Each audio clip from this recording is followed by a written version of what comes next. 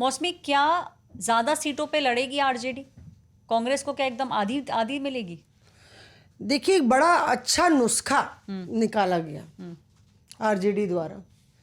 पहले ये हुआ कि इनका घटवाओ, कांग्रेस का 70 है तो इनको घटवाओ, तो पहले तो दूसरों को छोड़ा, पर वो चला नहीं। कांग्रेस अड़ी रही कि हमको 60, 62, 65 चाहिए और सीटें भी ठीक ठाक चाहिए, क्योंकि पिछली बार 40 आपने हमें खराब सीटें दे दी थी, जहाँ जिंदगी में कभी ना आरजेडी जीती थी ना कांग्रेस का चांस था।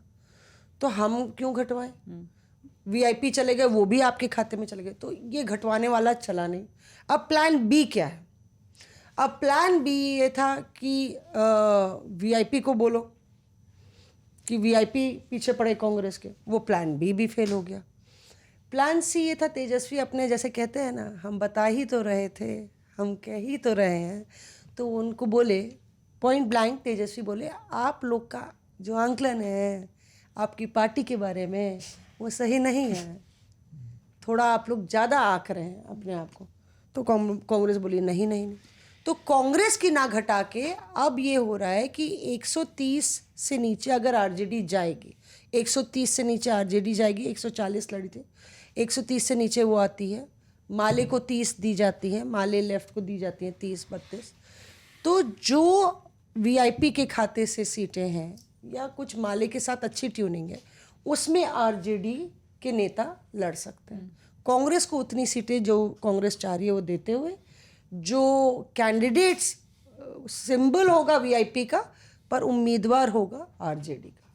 तो ये फॉर्मूला वर्कआउट किया गया है कि चलो माले वीआईपी को दे दो, 30-35 वो मांग रहे हैं, तो 30-35 उसको दे दो, हम अपना कुछ कम कर लेते हैं, कांग्रेस को 60 दे देते हैं।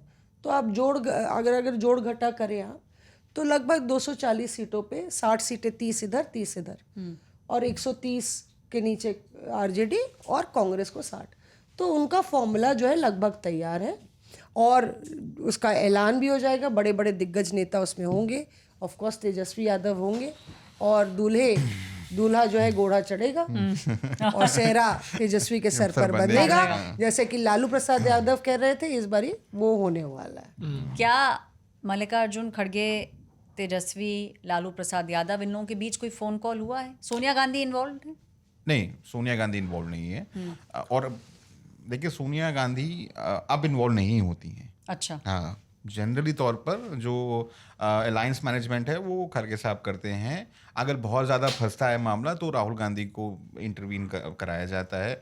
अगर बहुत ही ज़्यादा अगर फंस रहा होता है, जैसे 24 के आसपास कोशिश हुई कि सोनिया गांधी की ममता बनर्जी से बात करा दी, वो सब अब नहीं है। अब राहुल गांधी और मल्लिकार्जुन खड़गे चीज़ें अपने लेवल पर मैनेज कर लेते हैं। कल ही मल्लिकार्जुन खड़गे साहब दिल्ली आए हैं, वो अस्पताल में थे, आप जानते हैं। तो जाहिर है उन्होंने डिप्यूट किया हुआ है लोगों को, वो लगातार बात कर रहे हैं।